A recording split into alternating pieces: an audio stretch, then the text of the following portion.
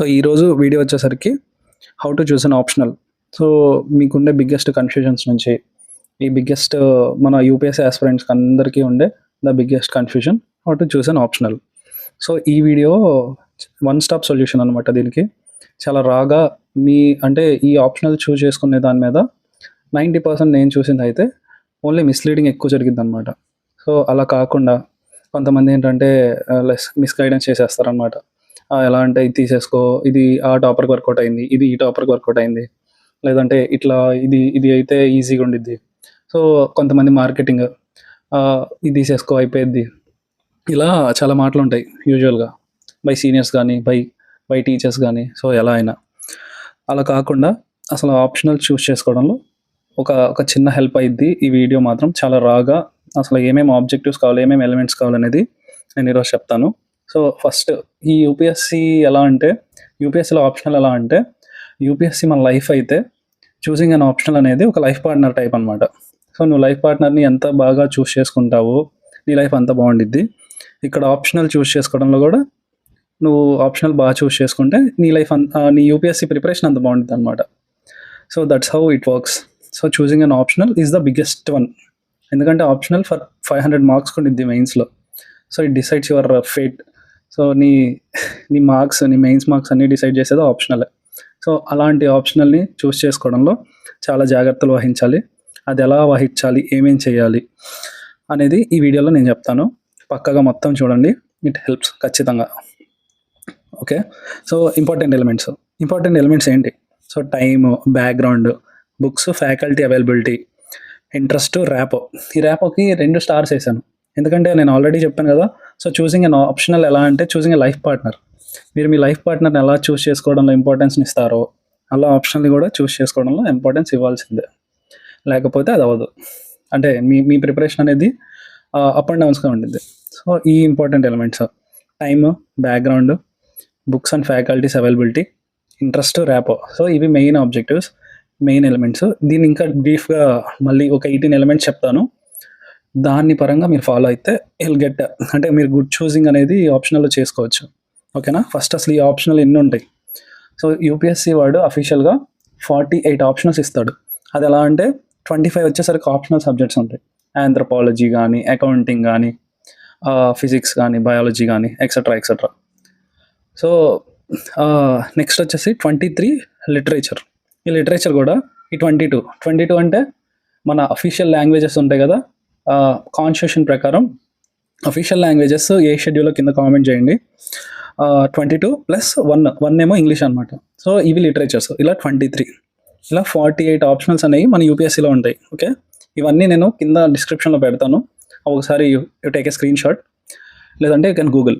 Okay, so అసలు as I said, మీరు UPSC ప్రిపరేషన్లో ఆప్షనల్ చూస్ చేసుకోవడంలో కొంచెం ఇది అయితే అది it impacts on your whole preparation అనమాట.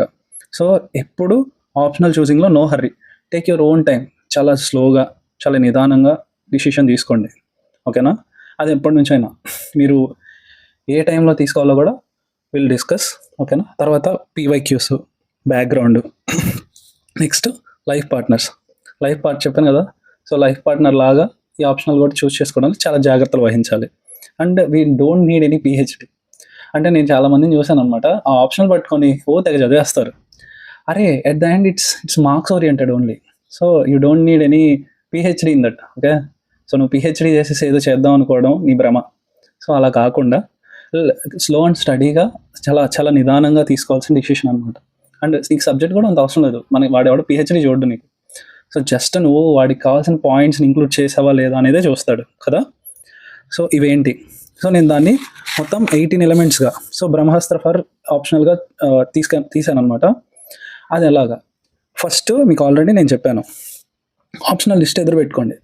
ఆప్షనల్ ఎన్ని ఉంటాయి? మొత్తం 48 ఆప్షనల్స్ బై అఫీషియల్ యూపీఎస్సీ పరంగా 48 ఆప్షనల్స్ ఉంటాయి.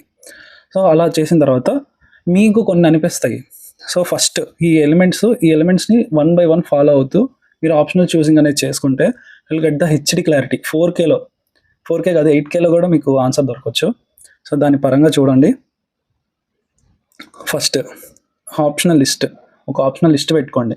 ఆప్షనల్ ఏమేంటి ఈజీగా యూ కెన్ గూగుల్ గూగుల్ చేస్తే మీకు అన్నీ వచ్చేస్తాయి. సో ఎన్ని ఆప్షనల్స్ ఉంటాయి కింద డిస్క్రిప్షన్లో కూడా ఇస్తాను, take a screen shot. So list చూడాలి, చూసిన తర్వాత సమ్ ఆప్షనల్స్ని పక్క పెట్టుకోండి, లిస్ట్ అవుట్ చేయండి.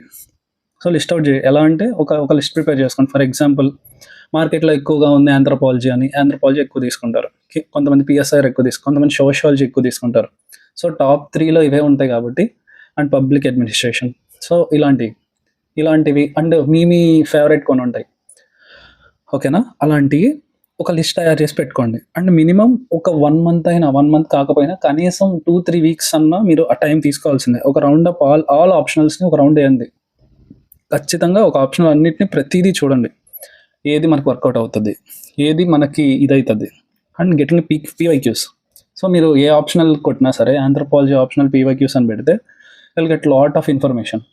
సో ఫర్ ఎగ్జాంపుల్ మీరు ఒక ఏదైనా పీవైక్యూ చూసారు, విల్ గెట్ సంథింగ్, ఇది మనతో అవ్వదు, లేదంటే బాగా స్టాటిక్ ఉంది, బాగా డైనమిక్ ఉంది, అంటే ఎక్కువ కరెంట్ అఫైర్స్ అడుగుతున్నాడు, పిఎస్ఐఆర్ లాంటి డైనమిక్ సబ్జెక్ట్ తీసుకుంటే ఎట్లుండిద్ది. సో ఇలా కొన్ని పాయింట్స్ ఉంటాయి. సో మీకు అది రేస్ అవ్వచ్చు. And remaining time.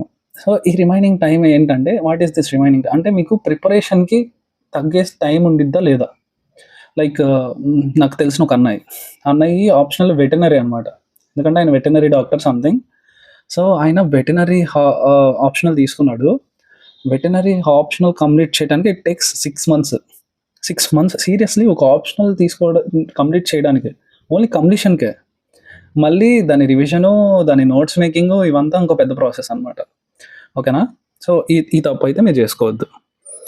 Okay, next వచ్చేసరికి బ్యాక్గ్రౌండ్. కొంతమంది ఏం చేస్తారంటే, నాది ఫిజిక్స్ ఆప్షనల్, నేను ఫిజిక్స్ తోపు, నేను ఫిజిక్స్ ఆప్షనల్ చేసేస్తాను, లైక్ నేను బయాలజీ తోపు, బయాలజీ బ్రహ్మన్, నాకు బయాలజీ ఇష్టము, నేను బయాలజీ చేసేస్తా అంటారు. సో అస్సలు బ్యాక్గ్రౌండ్ అనేది ఆప్షన్లో డజంట్ మ్యాటర్, అస్సలు మ్యాటర్ అవ్వదు. కానీ అంటే మ్యాటర్ ఎలా అయిద్దో కూడా నేను చెప్తాను. ఫస్ట్ అయితే ఇది చూడండి, availability of faculty, materials and interest. So ఇప్పుడు ఈ 9 ఎలిమెంట్స్ గురించి మనం మాట్లాడుకుందాం. ఫస్ట్ బ్యాక్గ్రౌండ్ డజంట్ మ్యాటర్ అని నేను ఎందుకన్నానో చెప్తాను. ఫర్ ఎగ్జాంపుల్ ఇప్పుడు నేను బీకామ్ కంప్యూటర్స్. సో నేను అకౌంటెన్స్ ఫస్ట్ ఏంటంటే, నేను డిగ్రీలో ఉన్నప్పుడు నేను ఆప్షనల్ చూస్ చేసుకోవడంలో ట్రై అనమాట. అప్పుడు అకౌంటెన్సీ తీసుకెళ్ళి మా హెచ్ఓడికి ఇచ్చాను. మా హెచ్ఓడికి ఇస్తే సార్ అన్నారు ఆప్షనల్ సిలబస్ చూసి, ప్రతాప్, ఇఫ్ నేను ఇది నీకు చెప్పాలన్నా నేను ఒక 2 days ప్రిపేర్ అయ్యి ఒక్కొక్క టాపిక్ మీద నీ క్లాస్ తీసుకోవాలి, అంత ఉంది ఇదని. సో అంటే మీకేంటి, ఆ డిగ్రీ కూడా కాదు, ఎంకామ్ కూడా కాదు, మేబీ ఇంకా ఎక్స్ట్రాగా అయి ఉండొచ్చు. మా సార్ చాలా క్వాలిఫైడ్ సార్ అనమాట. ఆయనే ఆ మాట అనేలోపు నాకు మైండ్ బ్లాక్ అయింది.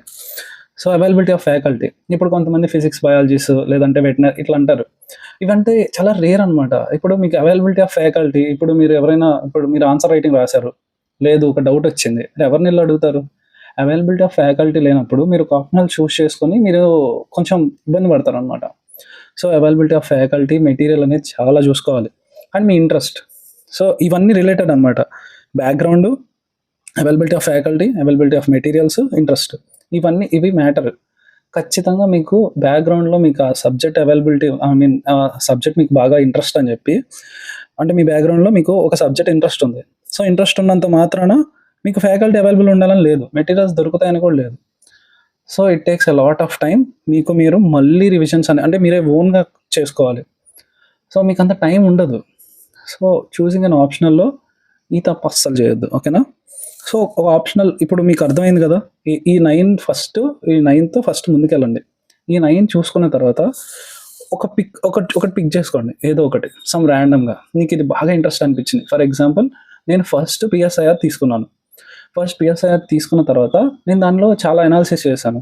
నాకు అర్థమైంది ఏంటంటే, PSIR was so dynamic. Like ఎలా అంటే, నరేంద్ర మోడీ గారు ఏదో ఒక ఇలా వెళ్ళొస్తారు. సో కరెంట్ అఫైర్స్ అనేవి రెగ్యులర్గా అప్డేట్ చేసుకోవాలి, రెగ్యులర్ చెకింగ్ అనేది ఉండాలి, రెగ్యులర్ కంటెంట్ ఎక్కువ ఎక్స్ట్రాక్ట్ చేయాలి.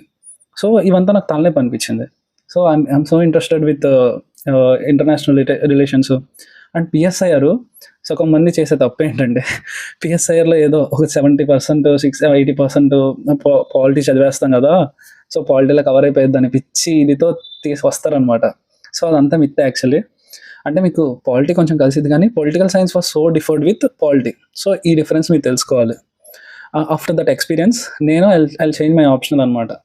To anthropology. సో ఆంథ్రోపాలజీ ఎందుకంటే easy availability of materials, easy availability of faculty and చాలామంది టాపర్స్ ఆంథ్రోపాలజీ తీసుకుంటారు. And I'm so interested with biology. అంటే బయాలజీ అంటే సగం చాలా మందికి బయాలజీ కలుస్తుంది, ఎవల్యూషన్ ఆఫ్ హ్యూమన్ కైండ్ కాబట్టి ఆంథ్రోపాలజీలో. సో నాకు కొంచెం దాని మీద ఇంట్రెస్ట్ ఉండిద్ది and availability of and everything was so related. So అందుకని ఐ చూస్ ఆంథ్రోపాలజీ. సో అలా అనమాట. సో ఒక్క ఆప్షనల్ని పిక్ చేసుకోండి. పిక్ చేసుకున్న తర్వాత ఆ సిలబస్ ఉండిద్ది, మీకు సిలబస్ ఈజీగా అవైలబిలిటీ ఉండిద్ది. సో ఈ ఆంథ్రోపాలజీ సిలబస్ అఫీషియల్ అని కొడితే మీకు అఫీషియల్ యూపీఎస్సీ వెబ్సైట్లోనే దొరికిద్ది. అది ప్రింట్అవుట్ తీసుకోండి, చదవండి, బై హార్ట్ చేయండి. సో మొత్తం ఒక ప్లాన్ వేసుకోండి. అది ఎలా అంటే 3 to 4 months ప్లాన్ అనేది ఖచ్చితంగా ఉండాలి. ఎందుకంటే ఆప్షనల్కి 3 to 4 months కంటే ఎక్కువ పెట్టడం అనేది అన్నెసెసరీ. అంటే మనకు టైం కూడా ఉండదు. ఒకవేళ 3 to 4 months మించితే మీకు ఆప్షనల్లోనే జీవితం అయిపోయింది. మీరు ఎప్పుడు జిఎస్ స్టార్ట్ చేస్తారు, కరెంట్ అఫైర్స్ ఎప్పుడు చదువుతారు, సో నోట్స్ మేకింగ్ ఎప్పుడు చేస్తారు, సరే there is so many things. ఓకేనా? సో అలాంటి కన్ఫ్యూజన్ పనులు చేసుకోవద్దు. సో 3 to 4 monthsలో అయిపోయేలా చూసుకోండి. అండ్ షెడ్యూల్, ఈ షెడ్యూల్ ఎలా ఉండాలంటే కనీసం మీరు డైలీ ఆప్షనల్కి 2 to 3 hours ఇచ్చేలాగా ప్లాన్ చేసుకోవాలి. ఇఫ్ మీరు అంతా ఇవ్వలేకపోతే అంటే మీకు ఆప్షనల్ అనేది కంప్లీట్ అవ్వదు 3 monthsలో 4 monthsలో. సో ఒక షెడ్యూల్ వేసుకోండి. సో ఆ షెడ్యూల్ ప్రకారం మీరు డైలీ టార్గెట్స్ అనేవి కంప్లీట్ చేసుకోండి. నోట్స్ మేకింగ్, ఈ నోట్స్ మేకింగ్ అనేది పక్కా.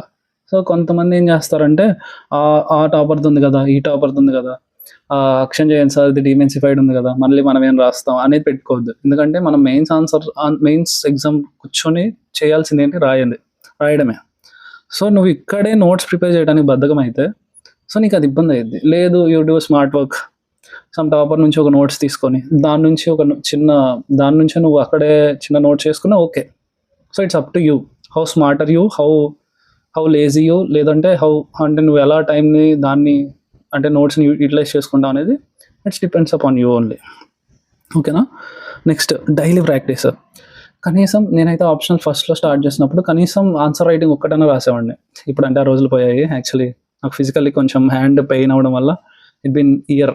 ఇప్పుడు నేను రాస్తున్నా సరే my hand loss my that muscle memory అనమాట. మజిల్ మెమరీ మర్చిపోయింది అది. సో మళ్ళీ స్టార్ట్ చేశాను. ఐఎమ్ అనేబుల్ టు రైట్ అంత ఫాస్ట్గా, బట్ స్టిల్ ఐఎమ్ ట్రయింగ్ అనమాట. 1 year అయిన తర్వాత మళ్ళీ పెన్ పట్టుకుంటే విచిత్రంగా ఉంది. అందుకే నా రైటింగ్ ఇలా ఏడ్చింది, లేకపోతే కొంచెం నీట్గానే ఉండేది. Okay, so next practice. At least daily 1 question అన్న ప్రాక్టీస్ చేయడానికి ట్రై చేయండి. ఏంటి, మీరు ఈ సిలబస్ స్టార్ట్ చేయడమే, చూసన్నా రాయండి, పర్లేదు, చూసి రాయండి, బుక్ ఎదురు పెట్టుకొని రాయండి, లేదా ఒకసారి బుక్లో చూసుకొని మళ్ళీ క్లోజ్ చేసి రాయండి, ఇట్స్ ఓకే. మీకు అక్కడ కంటెంట్ రావడము, కంటెంట్ గుర్తుండడం is the most important thing. మీరు చూసి రాసారా, మీకు చూడకుండా రాసారా, లేదంటే ఓన్గా రాసారా అనేది ఎవరు చూడరు. So only point is to build your content. So మీ కంటెంట్ని మీరు బిల్డ్ చేసుకోవడానికి మాత్రమే ఇది, అంతవరకు. Okay, so